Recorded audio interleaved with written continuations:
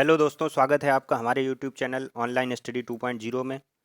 इसमें हम geography cover कर रहे हैं एनसीईआरटी के माध्यम से। इसमें हम आपके 3 टॉपिक ख़त्म कर चुके हैं। अब आज ये चौथा टॉपिक शुरू करते हैं, मानचित्र। अगर आपको वीडियो पसंद आ रहा हो तो इसको शेयर करें, चैनल को सब्सक्राइब करें, ताकि आपको आगे अच्छे अच्छे वीडियो और मिलते रहें। देखिए, ये चैप्टर जो है ये मानचित्र है। इसमें से एग्ज़ाम में 4-5 क्वेश्चन बन सकते हैं, बहुत ज़्यादा क्वेश्चन नहीं बनते हैं। लेकिन इसके बाद जो चैप्टर है पृथ्वी के प्रमुख परिमंडल, वो बहुत इंपॉर्टेंट है। तो आज इसको ख़त्म करते हैं। बहुत ज़्यादा बड़ा चैप्टर नहीं है, समझेंगे कि कहाँ से क्या क्वेश्चन बन सकते हैं और क्या क्या इंपॉर्टेंट हमारे एग्ज़ाम के लिए रहेगा। तो चैप्टर का नाम है मानचित्र। मानचित्र आप समझते हैं कि हम किसी भी चीज़ को या देश को, दुनिया को दर्शाने के लिए मानचित्र का प्रयोग करते हैं। मानचित्र के बारे में यहाँ देखिए क्या दिया है। मानचित्र पृथ्वी की सतह या इसके एक भाग का पैमाने के माध्यम से चपटी सतह पर खींचा गया चित्र है। मानचित्र क्या है? जो हमारी पृथ्वी है, इसकी सतह या इसके एक भाग का पैमाने के माध्यम से चपटी सतह पर खींचा गया क्या है? एक चित्र है। पृथ्वी हमारी कैसी है? गोलाकार है। फिर इसको चपटी सतह पर खींचना इतना आसान कार्य नहीं था, फिर भी उसे किया गया है। इसे कैसे किया गया और इसमें क्या क्या चीज़ों की आवश्यकता पड़ी? देखिए, मानचित्र कई प्रकार के होते हैं, मानचित्र विभिन्न प्रकार के होते हैं। यहाँ दिया हुआ है मानचित्र विभिन्न प्रकार के होते हैं। मानचित्र विभिन्न प्रकार के होते हैं, उसमें से कुछ का वर्णन यहाँ पे दिया हुआ है। जैसे भौतिक मानचित्र। भौतिक मानचित्र क्या होता है? भौतिक मानचित्र पृथ्वी की वह आकृतियों को दिखाता है, जैसे पर्वत, पठार, मैदान, नदियाँ, महासागर आदि को दर्शाने वाले मानचित्र को हम क्या कहेंगे? भौतिक या उच्चावच मानचित्र। ठीक है। जैसे आप समझेंगे कि आपके सामने ऐसा कोई मानचित्र आता है जिसमें पर्वतों के बारे में दिया हो, पठारों के बारे में बताया गया, नदियों के बारे में, मैदानों के बारे में, महासागरों के बारे में, महाद्वीपों के बारे में। या इसको अगर हम एक सरल भाषा में बोलें कि जितनी भी प्राकृतिक चीज़ें हैं, जब जो प्राकृतिक आकृतियों को दर्शाए, नेचुरल चीज़ों को, वो हमारा कैसा मानचित्र होगा? भौतिक मानचित्र होगा। अगला मानचित्र कैसा है? राजनीतिक मानचित्र। राजनीतिक मानचित्र क्या होता है? राज्यों, नगरों, शहर, गांव और विश्व के विभिन्न देशों व राज्यों तथा उनकी सीमाओं को दर्शाने वाले मानचित्र को क्या कहा जाता है? राजनीतिक मानचित्र। जैसे हमने कोई नगर बसा रखा है, यानी कि जो कृत्रिम रूप से बसाई गई चीजें हैं, उनकी जो सीमाओं को दर्शाने वाला मानचित्र होगा, उसे क्या कहेंगे? राजनीतिक मानचित्र कहेंगे। तीसरा क्या है? थीमेटिक मानचित्र। थीमेटिक मानचित्र क्या होता है?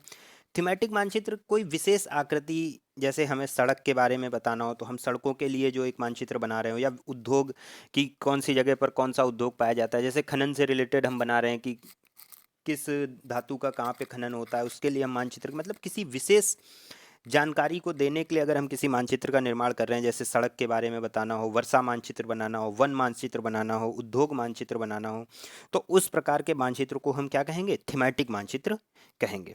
तो देखिए, आपके एग्जाम में यहाँ से एक क्वेश्चन बन सकता है कि मानचित्र के प्रमुख 3 घटक कौन से हैं।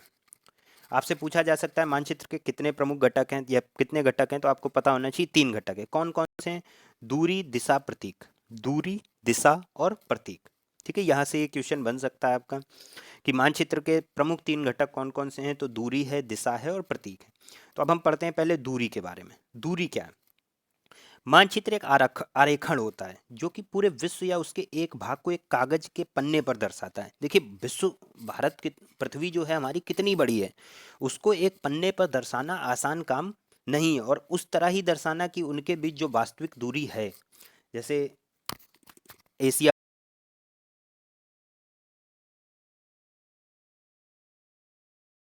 कैसे दर्शाएंगे, तो उसके लिए हम क्या करेंगे? हम पैमाने के माध्यम से हम क्या करेंगे कि 500 किलोमीटर दूरी को हम 5 सेंटीमीटर से दर्शाएंगे। इसे छोटा पैमाने वाला मानचित्र कहते हैं। ठीक है। अगर हम लेट कर लेंगे कि 500 किलोमीटर जो दूरी है उसको हम 5 सेंटीमीटर मानचित्र में दर्शा रहे हैं, तो हम वहाँ से वास्तविक दूरी का अंदाजा भी लगा सकते हैं। और हमारी जो वास्तविक दूरी है उन महाद्वीपों के बीच या उन शहरों के बीच, देशों के बीच, उस पर भी हमारा कोई अंतर नहीं आएगा। दूसरा हमारा जो प्रमुख घटक है वो क्या है? दिशा। दिशा क्या है? दिशा में आप एक चीज समझेंगे, दिशा क्या होता है। दिशा के बारे में आप सभी लोग जानते हैं कि ये उत्तर, दक्षिण, पूर्व, पश्चिम, ये हमारा 4 दिशाएं, मुख्य 4 दिशाएं होती हैं। ये जो मुख्य 4 दिशाएं, इन्हीं को हमें प्रधान दिंग बिंदु कहा जाता है। अगर आपसे पूछा जाए प्रधान दिंग बिंदु कहा किसे कहते हैं, ये प्रश्न आपसे बन सकता है एग्जाम में। प्रधान दिग्बिंदु क्या होता है? प्रधान दिग्बिंदु हमारी प्रमुख जो 4 दिशाएं उसी को प्रधान दिग्बिंदु कहा जाता है। ठीक है।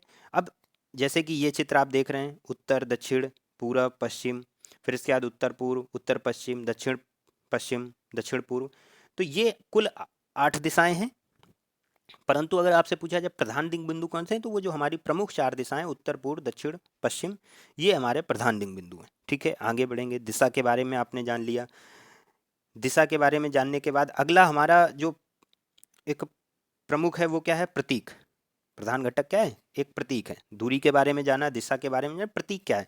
प्रतीक क्या है कि जैसे कि अब मानचित्र एक पर्टिकुलर, ऐसा तो नहीं कि भारत अपना अलग मानचित्र का निर्माण कर ले रहा है, उत्तर प्रदेश अलग मानचित्र का निर्माण कर ले, तो एक प्रतीक बना दिए गए। प्रतीक बना दिए गए कि भाई जहाँ पे सड़कें होंगी उसको हम इससे दर्शाएंगे, नदियों को हम इस चित्र से दर्शाएंगे। तो उससे इसे क्या है, अंतर्राष्ट्रीय स्तर पर क्या मिला है? अंतर्राष्ट्रीय स्तर पर इसको सहमति है। जैसे ये देखिए, अंतर्राष्ट्रीय स्तर पर इसको सहमति मिली कि भाई इस प्रतीक चिन्ह से हम इस चीज़ को दर्शाएंगे। देखिए ये आपको यहाँ पे दर्शाया भी गया है कि रेलवे लाइन है, रेलवे लाइन है, बड़ी लाइन को ऐसे दर्शाएंगे, मीटर लाइन को ऐसे दर्शाएंगे, रेलवे स्टेशन को ऐसे दर्शाएंगे। तो अब ये कोई पर्टिकुलर ऐसा नहीं कि भारत ऐसे दर्शा रहा है, ये पूरा अंतर्राष्ट्रीय संगठन जो पूरे सभी देशों में ऐसे ही दर्शाया जाएगा।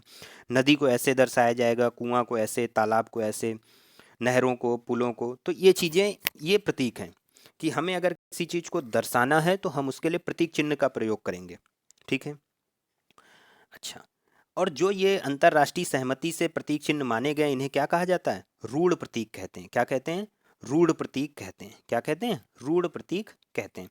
अच्छा, एक चीज़ यहाँ याद रखने लायक और है, रंगों के हिसाब से भी चीज़ों को दर्शाया जाता है। नीले रंग का इस्तेमाल हम किसके लिए करेंगे? जलाशयों के लिए करेंगे। भूरे रंग का प्रयोग हम पर्वतों के लिए करेंगे। पीले रंग का प्रयोग पठारों के लिए करेंगे। और हरे रंग का प्रयोग मैदानों को दर्शाने के लिए किया जाता है। ये बात आप याद रखेंगे। नीले रंग का प्रयोग जलाशय यानी पानी के लिए, भूरा रंग पर्वतों के लिए, पीला रंग पठारों के लिए और हरा रंग मैदानों के लिए करेंगे। ठीक है, यहाँ से आपने क्या चीज़ें सीख पाई? अभी अगला टॉपिक हमारा जो है उसको देखते हैं, रेखा चित्र। रेखा चित्र क्या है?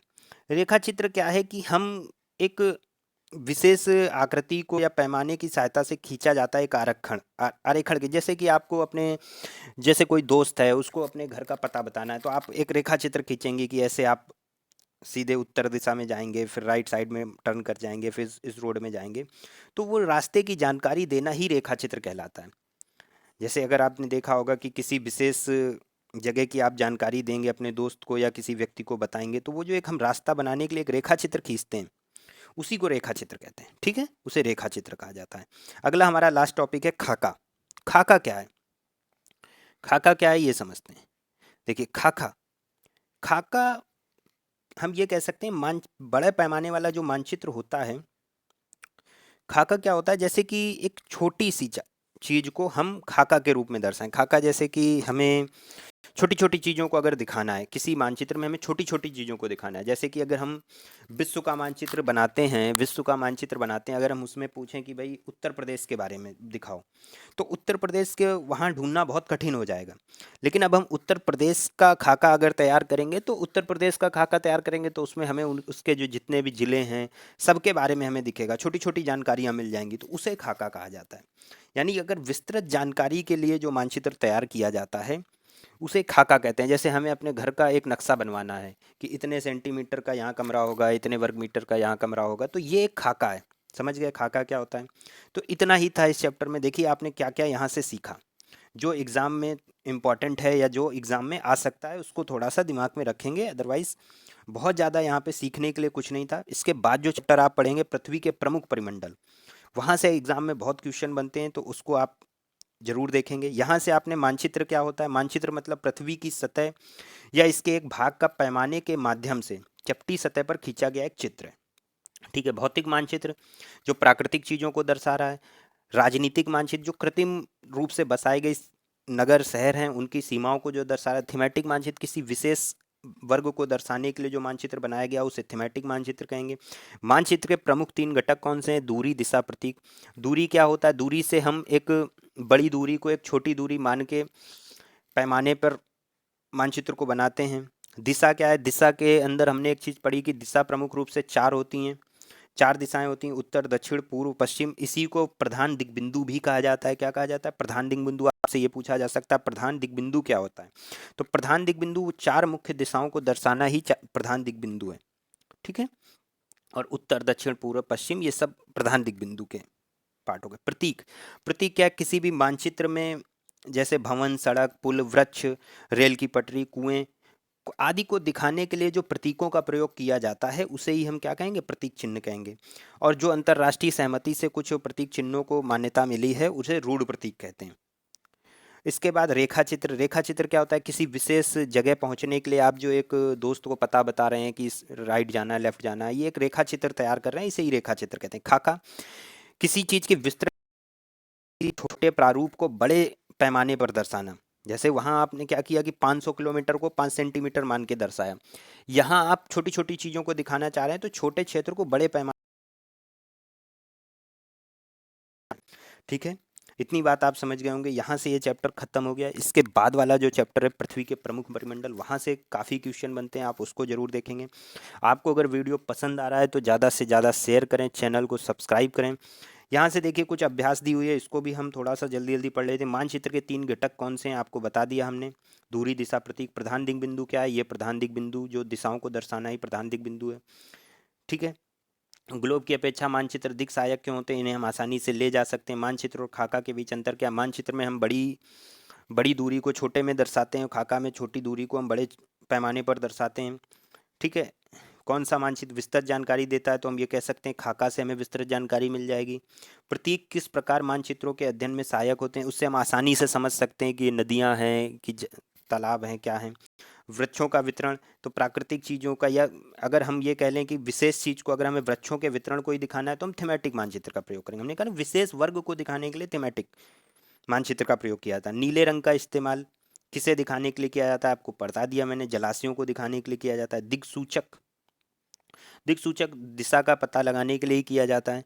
पैमाना, पैमाना आवश्यक है मानचित्र के लिए। ठीक है, तो ये सारी चीज़ें, यहाँ से चैप्टर खत्म हो गया।